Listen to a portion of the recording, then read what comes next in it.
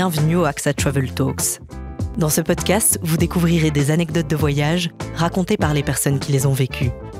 Lors de chaque épisode, un invité rejoindra notre présentateur Peter Perceval pour partager avec vous sa plus grande aventure. Aujourd'hui, nous avons la visite d'Émilie Liégeois.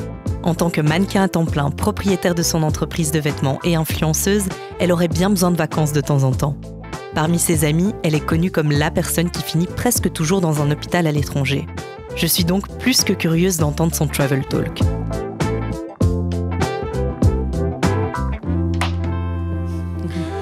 Bonjour Émilie Liégeois, enchantée de vous rencontrer. Merci, de même. Émilie, d'où les gens peuvent vous connaître ? Peut-être via Instagram, parce que c'est mon travail maintenant, mon job principal depuis 5 ans. Donc j'ai une petite communauté qui me suit sur Instagram. Une petite communauté, ça veut dire ? 75 000 personnes, un petit peu plus. C'est pas tellement petit que ça. J'ai encore l'impression que c'est petit, moi. Oui, d'accord. Mais oui, voilà. Vous avez aussi une boutique ? Non, pas encore. Au moment de la sortie du podcast, la boutique sera ouverte, c'est vrai. Voilà, sur Charleroi. Et une marque attachée à la boutique ? Oui, un e-shop, Yvette. Yvette, d'après votre grand-mère. C'est bien ça, oui. Qui vous a inspiré aussi de voyager. Oui, elle m'a inspiré beaucoup de choses, le voyage, la mode, l'entrepreneuriat féminin aussi. Donc, oui. Voilà, elle travaillait beaucoup et donc voilà. Vous avez vu un bon bout de monde avec elle alors ? Oui, j'ai fait des belles destinations. J'ai fait les Caraïbes, j'ai fait aussi pas mal de city trips en Europe. J'ai fait Londres, destinations l'Espagne, l'Italie. Superbe. Voilà. Tout cela bien avant l'histoire qu'on va raconter aujourd'hui, qui est une histoire d'amour. Oui, surtout, on va retenir d'abord le positif. Voilà, parce que ça s'est passé sur votre voyage de noces. Oui, c'est bien ça. Oui. Et c'était quand ? Donc c'était il y a 3 ans. Il y a 3 ans maintenant. Il y a 3 ans, et vous étiez partis où ? Donc nous sommes partis à Tulum, Mexique, direction le Mexique, pour un voyage de noces idyllique. Dans un bel hôtel sur la plage. Voilà. Très belle destination. Ouais. Vous êtes partis directement après votre mariage ? Oui. Donc on s'est mariés le samedi et on a pris l'avion le lundi matin. Donc, pas directement, mais presque. Ok. Mais alors, l'idée, c'était de vraiment faire des voyages de noces parce que vous avez fait un shooting là-bas aussi. Oui, alors l'idée, c'était surtout de faire un voyage calme et reposant, parce que mon mari court toute l'année, donc il aime bien en vacances, lui, se poser.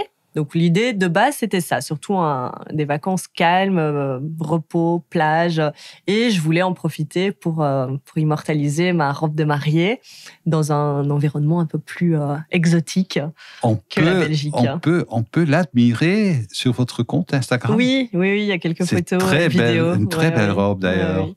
Elle était, donc voilà, c'était l'occasion de la shooter un peu ailleurs. Donc je l'ai embarquée dans la valise et on a fait un petit shooting photo de lune de miel. Parce qu'on voit dans les photos, vous êtes dans une sorte de jungle, là. Oui. Mais c'est vrai que Tulum a encore un côté très jungle, de moins en moins, malheureusement. Mais, et il fallait y aller, c'était un voyage difficile pour y arriver ? Non, pas trop. C'était, non, un peu de voiture et puis un petit peu de marche, mais totalement accessible pour une novice comme moi, ça allait.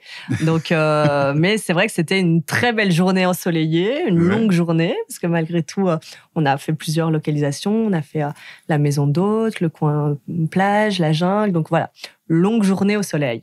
Néanmoins, après ce shooting, il s'est passé quelque chose.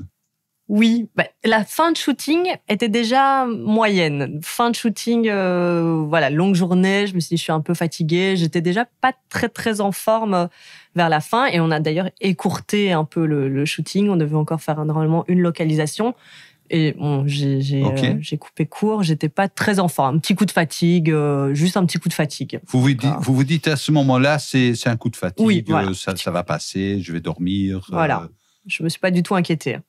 Mais alors ? Après, on est rentré du coup à l'hôtel avec mon mari. Et je lui ai dit, voilà, je suis pas très bien, j'ai mal à la tête, je suis un peu fatiguée, je me sens pas très bien. Un état, voilà, pas de symptômes particuliers, mais pas très, très en forme.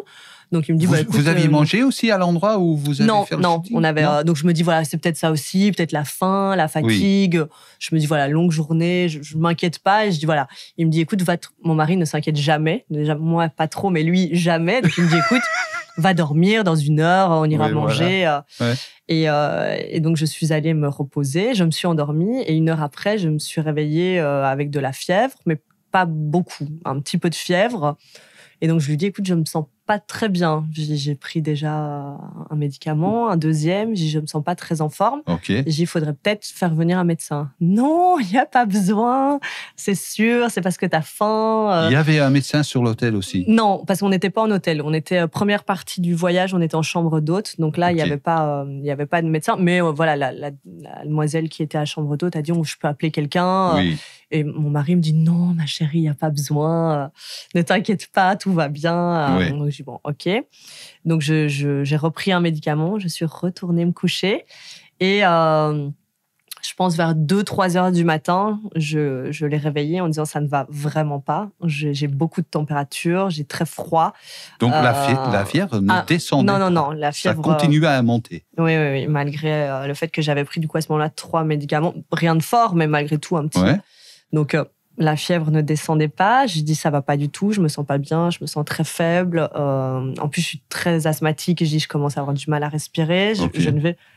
non, on va pas appeler un médecin. On est en pleine nuit. Ça toujours va être compliqué. Ah non, toujours pas, lui. Ah non. Ok. Retenez bien, ne partez jamais en vacances avec Damien Marc. Il vous laisse sur le bord de la route. Donc non, il me dit, non, il n'y a pas de problème, ma chérie, ça va aller. Je dis, non, je sens que ça ne va pas. Et à partir de là, je me souviens plus trop. J'ai plus trop de souvenirs.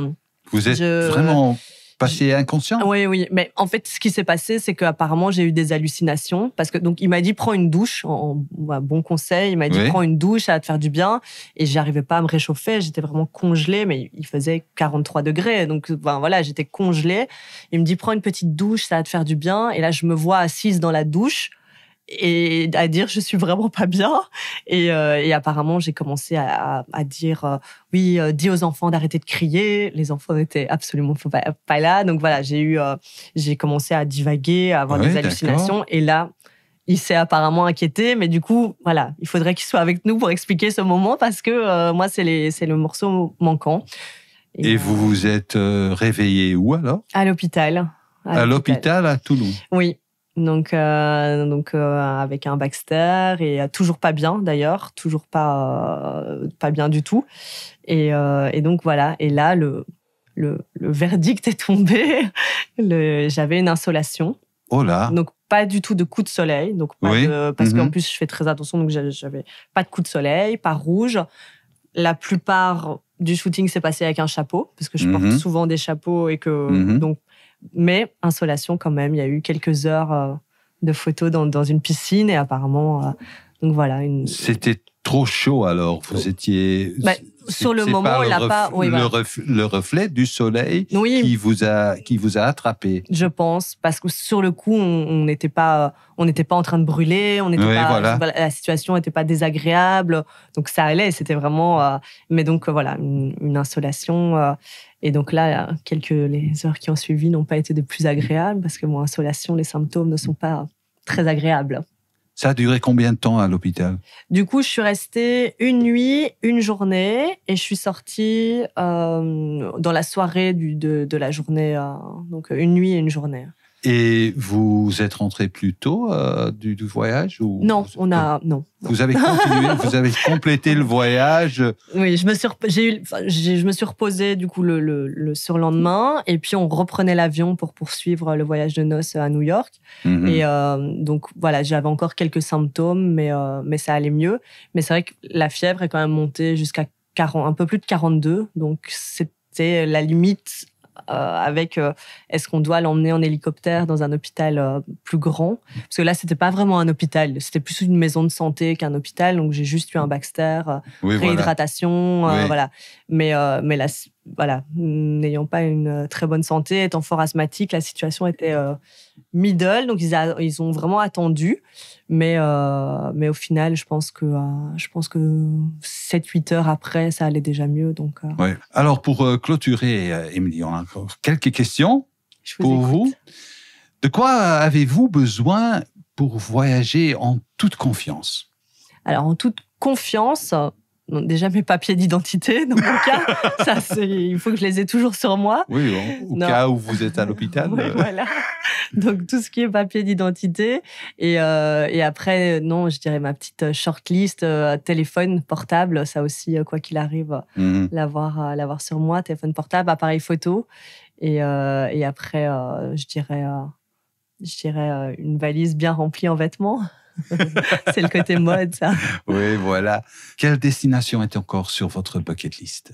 Alors, je dirais Zanzibar. C'est la destination Zanzibar. Oui, je pense que c'est une des prochaines, en tout cas, qui me fait envie et qui me fait rêver. Ça vous tente? Oui. OK. Alors, et quel est votre souvenir de voyage le plus mémorable? En dehors de l'hôpital de Toulouse. Oui, ouais.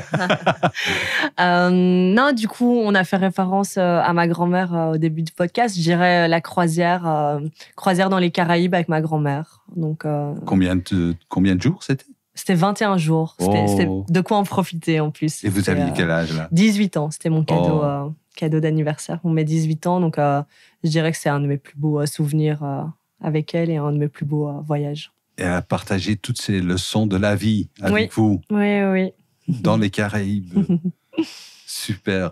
Donc, on retient, Émilie, que si on doit avoir un tuyau, si on a besoin d'un tuyau d'hôpital à l'étranger, on appelle Émilie Liégeois. On me contacte et je peux vous faire une petite liste. Italie, Mexique. Voilà, j'ai de quoi vous aider. Bien, merci. Avec de grand votre plaisir. histoire et bien, je vous souhaite beaucoup de succès avec vos projets futurs. Merci beaucoup. C'était l'AXA Travel Talk d'Émilie Liégeois.